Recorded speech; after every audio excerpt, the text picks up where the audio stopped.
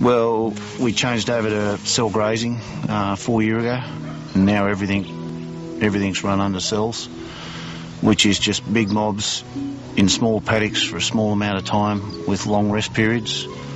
And we put a lot of mulch down using the hooves of animals onto the ground, and that mulch layer insulates the soil from drying out and also from getting too cold.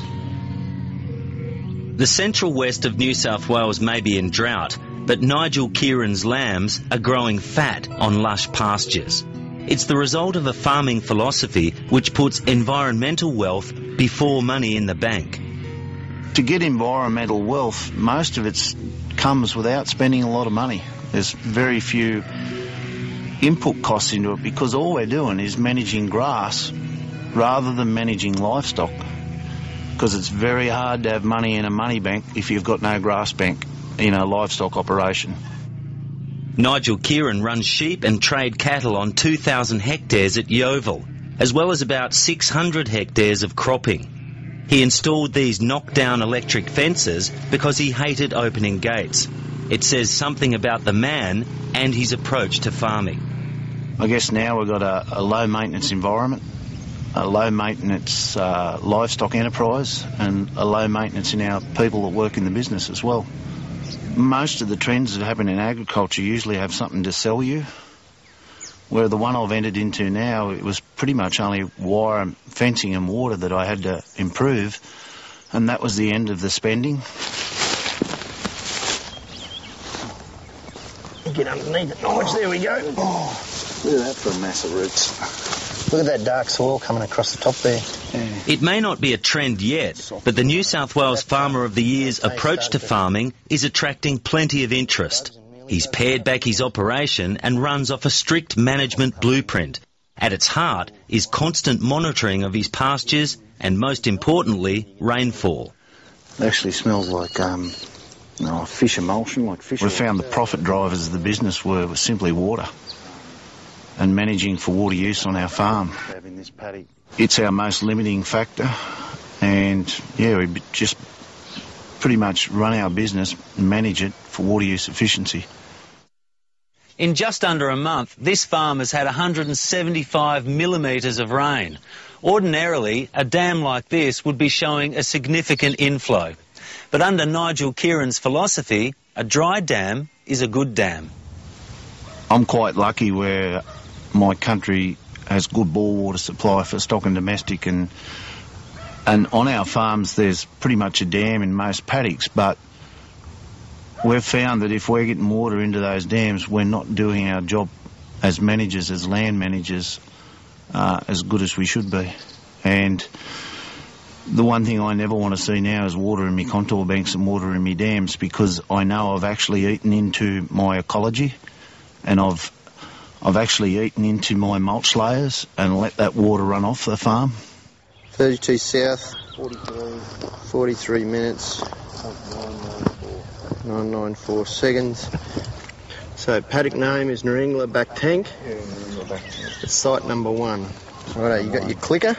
Got the clicker, good to go. Loosen, mulch. On this paddock, Nigel Kerin is auditing his ground cover with the Little River LANDCARE Group's director, Fergus. For 3 years, he's been running stock here for just 4 days at a time every 6 months. If you looked across this Little River landscape 10 years ago, you saw flogged out perennial species that had been introduced.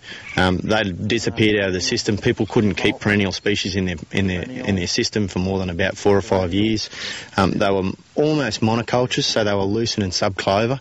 There was lots of bare dirt. There was lots of salinity issues, lots of erosion issues, all those sorts of stuff. 15, so that's 28% in the weeds. But a lot of the real benefits on Nigel's system are coming through from species that were there 40 or 50 years ago, but because of the management system that was in place, they never got an opportunity because we overgrazed them, or they didn't get a chance to actually grow and respond and flower when they needed to. Nigel Kerin's land management is also paying handsome dividends on his cropping venture. He's virtually stopped spraying on half of his paddocks where cereal has been sown into summer active pastures. We've got away without using any grass herbicides because of the mulch layers that are on our country. The mulch was that thick across the paddock that the annual weeds didn't grow up through it. And it's been an absolute winner for the last 3 years we've done it. Its gross margin has been level pegging with our no-till farming practices. The big difference is the risk factor that's involved in pasture cropping is probably reduced by 70%, because if we do have a failed crop, we've actually got an excellent perennial pasture underneath that. And if we do miss a harvest and we get summer rains, we've got a magnificent pasture to graze. And you can see all your perennials are just starting to take off now. Pasture cropping has had a big impact on Nigel Kerin's fat lamb production, but he reckons it was a move to the Jim Watts soft rolling skin breeding system which saved the enterprise. He's no longer mulesing and has been able to improve his fleece by more than 3 micron to 19 micron. Lambing rates have also improved from less than 100% to about 135% a year. They're a sheep that does well. They're very mobile. They're very plain-bodied, no wrinkles up the neck, no wrinkles around the breech area of the sheep coming around here. And they've also addressed that ethical standards that are being implemented upon agriculture right now, and that is the mulesing debate. Another really important part to us is we're breeding a merino sheep that's sort of working with our climate variability, and that is our merino weather lambs. We can get them off the farm up to 4 months earlier than what we had done in the past because they're a plain-bodied animal.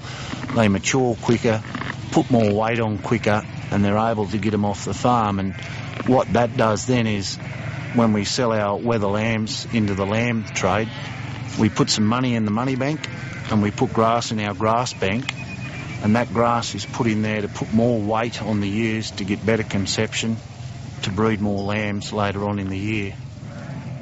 5 years ago, Nigel Kerin was, by his own admission, a conservative traditional farmer.